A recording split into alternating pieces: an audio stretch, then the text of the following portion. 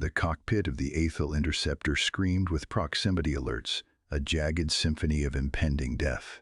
Lyra slammed her ship into the side of the Hegemony command vessel and watched the countdown timer hit 0, knowing her husband was doing the exact same thing only miles away. The void didn't make a sound, but the vibration through her seat told her the universe was about to tear open. Would you dare to trade your own life for the survival of everyone you've ever loved? Subscribe and walk the path of the Archon as she discovers the true weight of a crown. Now let's see how a princess of crystal and light ended up in a cockpit of fire. 6 months earlier, the air in the great hall of Aethelgard had been heavy with the scent of ozone and ancient incense. Archon Lyra kept her hands tucked into the silk folds of her sleeves to hide the tremor in her fingers. The High Overseer, Solon, stood before the crystal throne, his eyes reflecting the holographic projection of a Hecaton warfleet. It was a tide of Obsidian ships, numbering in the thousands, drifting toward their borders like a slow-moving plague. "We cannot stop them," Solon said, his voice brittle. "Our precision, our elegance, it is a needle against a mountain." "Then what is left?" Lyra asked. "The Terrans," he replied. "A marriage alliance with their union, specifically with Commander Silas Thorne." Lyra felt a coldness settle in her chest that had nothing to do with the hall's temperature. She had heard the stories of the humans, creatures of dirt and rage who had conquered their own star system through sheer, bloody-minded refusal to die. To her people, who valued the mathematical beauty of the cosmos, the Terrans were a chaotic stain. They were monsters in ceramic plating. A week later, Lyra stood on the observation deck of Oros V, a neutral station suspended between the two empires. She nervously adjusted the silver circlet resting against her brow, a heavy weight that felt more like a shackle than a symbol of her station. This circlet had been passed down through 12 generations of Archons, representing the unshakable peace of Aethelgard. Now, it felt like a target. Beneath the observation deck, something shifted. A Terran shuttle docked with a violent metallic thud that vibrated through the floorboards. There was no grace in their arrival, only momentum. When the airlock cycled open, a man stepped out who didn't look like the beast from the legends.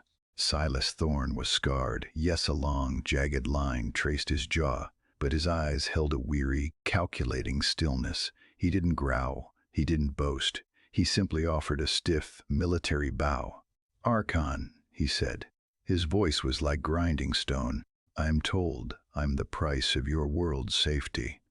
"I thought I was marrying a monster to save a world," Lyra whispered, her voice caught between fear and a sudden, sharp curiosity. Silas looked at her, really looked at her, and she saw the flicker of a man who had seen too many suns go dark. "Maybe you are, that I'm the only monster who knows the cost of peace." Their meeting was cut short by a sound that shouldn't have been there. A low hum.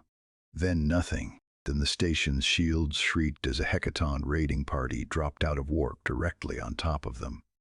The Hegemony hadn't waited 6 months. They were here. Lyra watched from the command center as Silas moved. It wasn't the refined, choreographed defense of the Aethelguards. It was madness. He took a single squadron of Terran pilots and dove into the enemy formation, using his ships as kinetic hammers. He didn't fire from a distance. He engaged at ranges that made Lyra's navigators gasp. Our elegance was our weakness. His madness became our shield. By the time the last Hecaton ship spiraled away in flames, Silas walked back into the command center, his knuckles split and his breathing heavy. Lyra looked at her silver circlet in the reflection of the view screen. It was slightly crooked. For the first time, she didn't reach up to fix it. "The Hegemony has thousands of ships," Silas told her as they watched the debris drift, "but they have never faced a Terran who has nothing left to lose."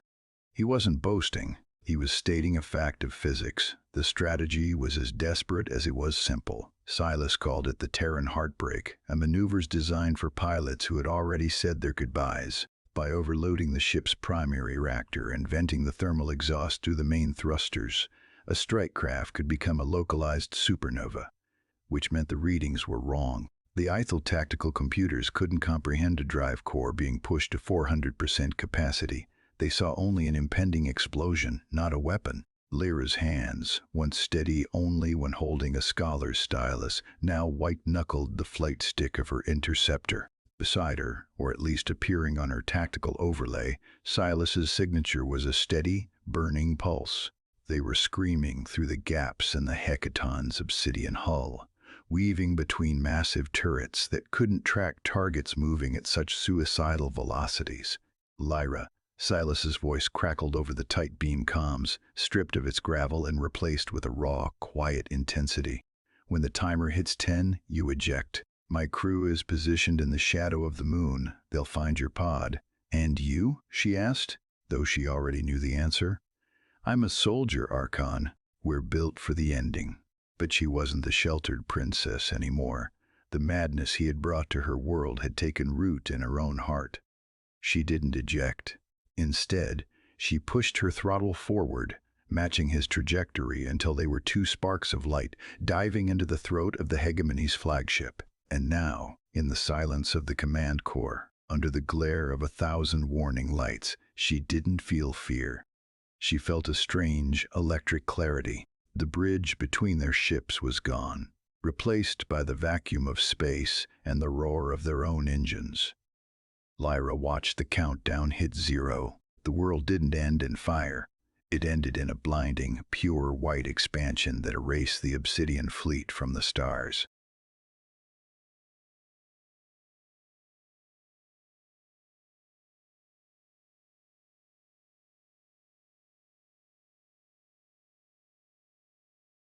Time fever. 2 months later, the air in the great hall of Ithilgard was different.